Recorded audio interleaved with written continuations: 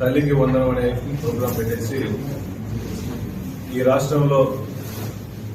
ఎంతమంది పిల్లలు స్కూలుకు వెళ్తుంటే అంతమంది పిల్లలకి 15,000 లెక్కన ఎలక్షన్ల ముందు ఎన్డీఏ కుటుంబం హామీ ఇచ్చింది వాస్తవం. ముఖ్యంగా దీంతో చంద్రబాబు నాయుడు గారు కానీ, పవన్ కళ్యాణ్ గారు కానీ, లోకేష్ గారు కానీ ఒక తల్లికి 2 పిల్లలున్నా 3 పిల్లలున్నా ఒక్కొక్క పిల్లవాడికి 15,000 రూపాయలు లెక్కన డబ్బులు ఇస్తామని చెప్పేసి ఆ రోజు చెప్పడం. ఇప్పుడు ఎలక్షన్లు అయిన తర్వాత చంద్రబాబు నాయుడు గారు ముఖ్యమంత్రి అయిన తర్వాత జియోమెస్ 29 తీసుకొచ్చి దాంట్లో చాలా క్లియర్ గా అమ్మఒరికే ఒక అమ్మకి ఒక తల్లికి 15,000 రూపాయలు ఇస్తాము, ప్రతి పిల్లవాడికి 15,000 రూపాయలు ఇవ్వమని చెప్పేసి జీవో ఇచ్చి